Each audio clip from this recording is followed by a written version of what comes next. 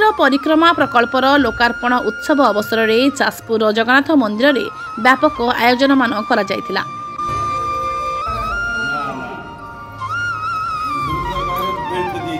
जाजपुर पौर प्रशासन पक्षर मंदिर को सुंदर भाव सज्जित करा सहित विभिन्न कलाकार मानक द्वारा एक भजन कार्यक्रम आयोजन होइतिला।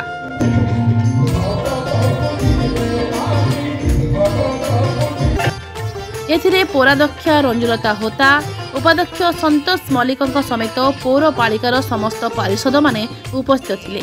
मोर परिक्रमा रथ परिभ्रमण होता अर्पण रथ आम धन्यवाद देवु जाजपुरवासी को। जाजपुरवासी मन भितर 5 दिन भितर एक सबुआड़े जगन्नाथ प्रति जो भक्ति अच्छी जो जगन्नाथ चेतना समग्र पौरांचल भितर आप देखा पाइबे।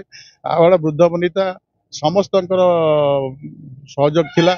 अर्पण रथरे से मुठी चाउल गोटा अर्पण कले एवं आज जो कार्यक्रम होती कार्यक्रम आज पूर्णाहुति अच्छी आमर पुरी रे तार सीधासलख प्रसारण करा जाउछि एवं जगन्नाथ प्रकल्प जो अच्छी आज लोकार्पित करा जाउछि समग्र विश्व को। विश्व समस्त जगन्नाथ प्रेमी माने निश्चित भाव आनंदित हेबे कहीं जगतरनाथ जगन्नाथ ही होउछन्ति एकमात्र ठाकुर जे कि चलंती ठाकुर।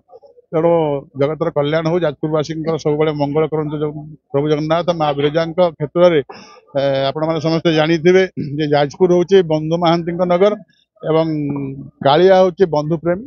तेणु जाजपुर बंधु कालिया पाखक आमर जो गोटी जो आदाय करा जायछि मुठी चाउल गोटा गुआ ताको आम जाजपुर बंधु हिसाब से कालिया पाखक पठेबू से व्यवस्था करा जाउछि। तो भक्त मैंने आछन प्रसाद सेवन करेंगे और सबुआड़ समस्त को आम निमंत्रण कर आज कार्यक्रम में सामिल होगा।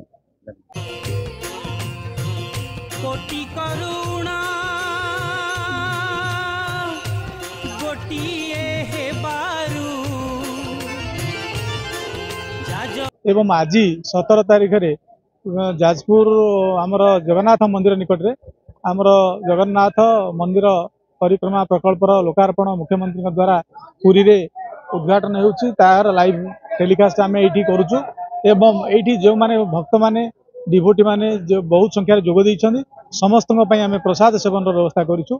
यही कार्यक्रम को समस्ते आनंदर सहित एवं सहृदयतार सहित ग्रहण कर आम पौर प्रशासन तरफ जाजपुर पौरांचल समस्त अधिवासी को आज स्वागत एवं संवर्धना करूँ। यही अवसर में सहरवासी एक प्रसाद सेवन व्यवस्था करा जायतिला।